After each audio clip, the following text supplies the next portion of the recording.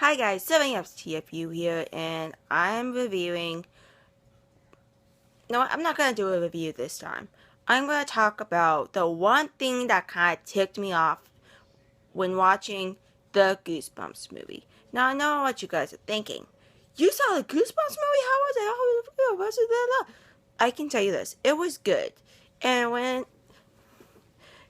if I had to pick the best line from the movie, it is when Stein says there are three things to make a story: the beginning, the middle, and the twist. That basically sums up the whole movie right there. I'm not gonna give too much away, but I do say that Stein himself does make a cameo. And there's a lot of good stuff in there. Some of them are bad, but the one big thing that ticked me off is time transactions.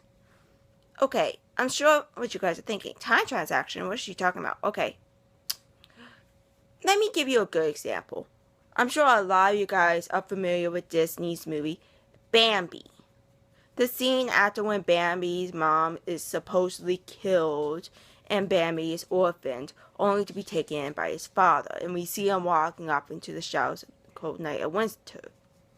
And then we switch to the spring song.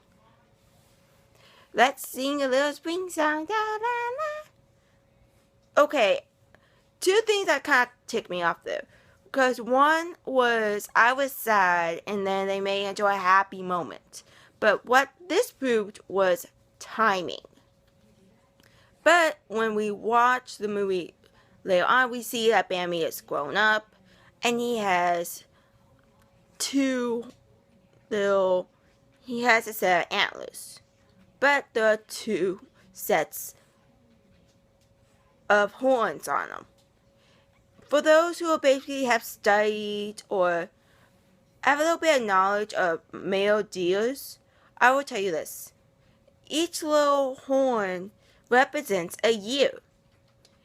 And this threw me for a loop this whole time in the Bambi movie, because when I was younger, I had no idea how much time had passed. It looked like, okay, in a blink of an eye, Bambi went from a little fawn to a full adult deer. No, that's not what happened. He is basically, in that movie, from the time had transpired, was 2 years. So yeah, Bambi was probably about 2 years older at that time when we saw him after that cut scene. Now, what does this have to do with Goosebumps? Well, like I said, I don't want to give too much away. It's a good movie.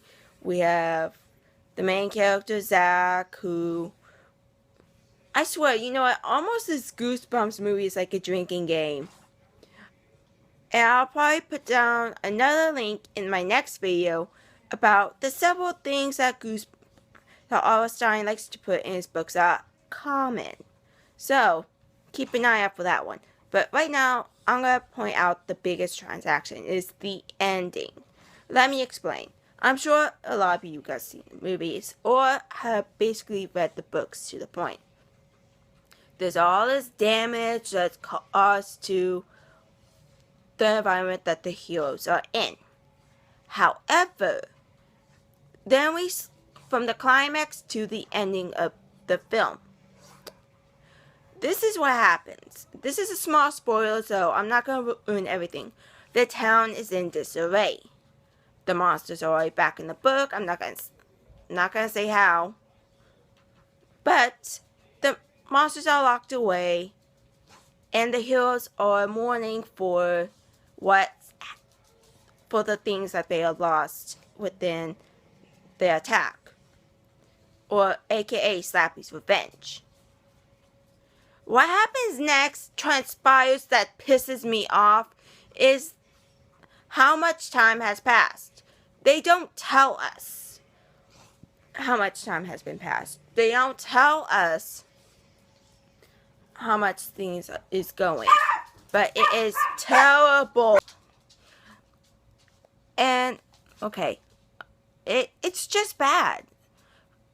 I mean, yeah, I like the ending because it feels like everything's kind of tied together. It's just that timing thing that's throwing me off. I mean, no offense, like, I understand it's sad, but then they transpire to, okay, the town's been repaired, but they don't show how long it freaking took. I mean, they couldn't have at least spent a little bit on putting some subtitles. At least they did well at the beginning. I mean, okay.